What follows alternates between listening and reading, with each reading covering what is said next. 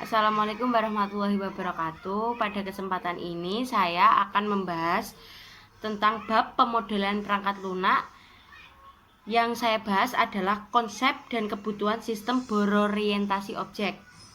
Nah, sebelum kalian lanjut ke videonya, jangan lupa like, komen, dan subscribe. Dan jangan lupa bagikan ke teman-teman kalian. Nah, kita mulai dari pembahasan bab konsep dan kebutuhan sistem berorientasi objek.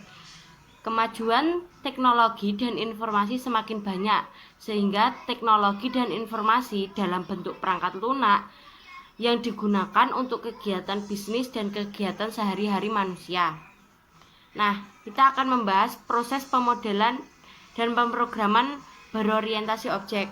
Seperti di bidang pemrograman lain, teknologi telah berevolusi dan berkembang semenjak teknologi komputer diperkenalkan.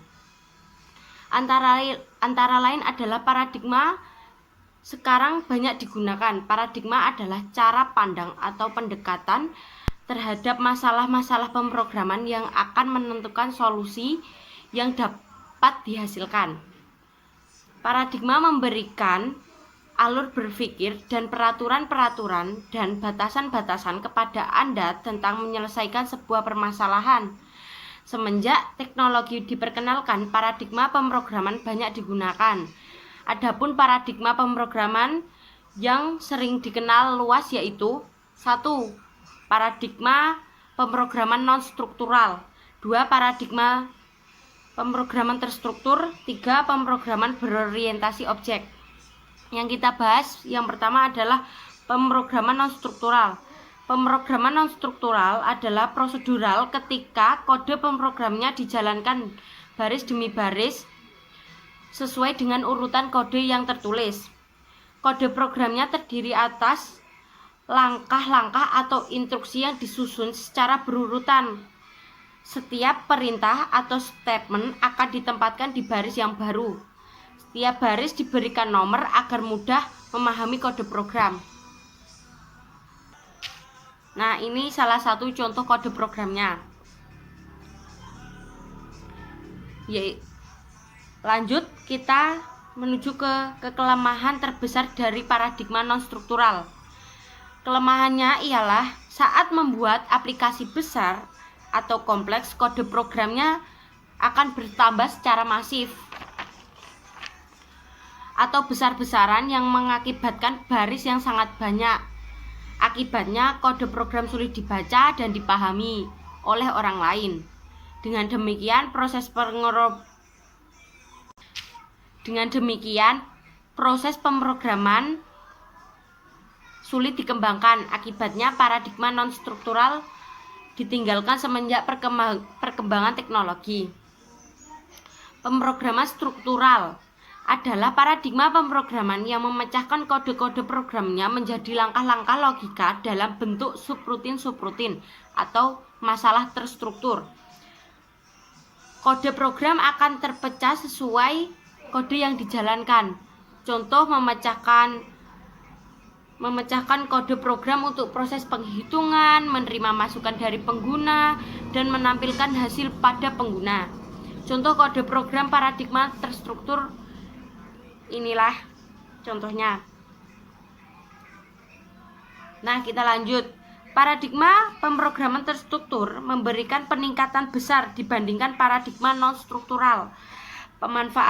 Pemanfaatan fungsi dan yang dipisah untuk menjalankan logika menggunakan proses tertentu agar mudah dipahami. Selain itu, sebuah fungsi atau prosedur yang dapat digunakan secara berulang membuat proses perkembangan menjadi lebih mudah dan cepat. Kelemahan pemrograman terstruktur yaitu kesulitan programmer untuk mengembangkan program lebih besar dan kompleks. Pemrograman terstruktur tidak dapat mengakomodir semua kebutuhan kompleks yang ada. Nah, kita lanjut. Kita akan membahas yang nomor 3, yaitu pemrograman berbasis objek. Adalah paradigma pemrograman yang memecahkan sebuah program menjadi bagian-bagian yang terdiri atas objek-objek. Konsep pemrograman berorientasi objek. Paradigma pemrograman adalah ide pemrograman berorientasi objek atau Object Oriented atau OOP telah dikembangkan sejak tahun 1970. Namun, ide tersebut baru diketahui pada tahun 1980. Adapun prinsip paradigma pemrograman berorientasi objek yang mendasari proses pada perangkat lunak dibangun pada 1. Objek, 2. Kelas, 3. Abstraksi, 4. Enkapsulasi, 5. Inheritance, 6. Polimorfisme. Nah, kita lanjut ke pembahasan dari objek, kelas, abstraksi, enkapsulasi, inheritance, dan polimorfisme. Nah, yang pertama kita akan bahas yaitu objek. Objek adalah suatu yang menjadi fokus perhatian Anda. Objek juga dapat berupa sebuah benda yang sederhana seperti bola tenis atau sebuah objek yang lebih rumit seperti pendingin ruangan. Objek yang lebih besar seperti pesawat udara yang terdiri dari beberapa objek kecil yang disatukan menjadi objek besar. Konsepnya sama, menggunakan pemrograman.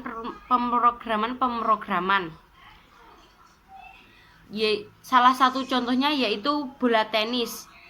Bola tenis terdiri dari diameter, warna, berat, bahan, dan harga. Bola tenis jika dipantulkan akan memantul, berbeda dengan bola besi, tidak bisa memantul, ataupun kardus, dan sebagainya. Konsep ini akan digunakan pada pemrograman. Yang nomor 2 kita akan membahas kelas. Kelas adalah cetak biru atau blueprint atau template untuk menggabungkan sebuah objek tertentu. Kelas juga diibaratkan sebagai pabrik plastik. Cetak tersebut dapat membentuk banyak bentuk barang dan karakteristik yang sama. Yang nomor 3 kita akan membahas abstraksi. Abstraksi adalah sebuah proses menghilangkan atau menyembunyikan sebagian informasi yang tidak penting dan menyimpan informasi yang penting saja. Contohnya bola tenis. Jika bola tenis dijatuhkan pada ketinggian, maka warna, harga itu tidak penting. Hal itulah dikarenakan perilaku bola lebih penting dari atribut bola. Yang keempat, kita akan membahas enkapsulasi. Enkapsulasi adalah proses menyembunyikan informasi dari luar pada sebuah paket dan hanya menampilkan informasi yang perlu saja kepada pihak lain.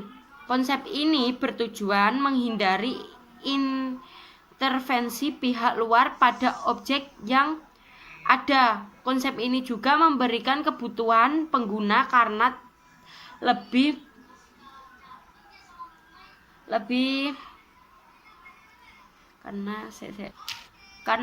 tidak perlu direpotkan dengan adanya atribut dan perilaku tidak relevan. Contohnya, setrika. Sebenarnya setrika mempunyai banyak atribut sesuai pengguna, jadi lebih mudah mengatur panasnya melalui kontrolnya. Yang nomor 5 kita akan membahas inheritance. Inheritance adalah konsep menurunkan sebuah kelas dari kelas yang sudah ada. Konsep ini memberikan kemudahan ketika model diterjemahkan ke dalam bentuk kode program. Inheritance memungkinkan kode program digunakan secara berulang untuk mengidentifikasi kelas yang berbeda. Hal ini akan memudahkan ketika harus melakukan perubahan, penelitian, dan pengembangan teknologi atau pengembangan program. Yang keenam adalah polimerfisme. Polimerfisme dapat diartikan mempunyai banyak bentuk. Polimerfisme dapat diartikan bahwa kelas mempunyai banyak bentuk. Dengan kata lain, sebuah kelas dapat menciptakan atribut-atribut yang berbeda. Hal tersebut tergantung pada keperluan dari interaksi objek tersebut di dalam program. Nah, itu saja yang bisa saya sampaikan. Kurang lebihnya saya mohon maaf. Dan terima kasih. Wassalamualaikum warahmatullahi wabarakatuh.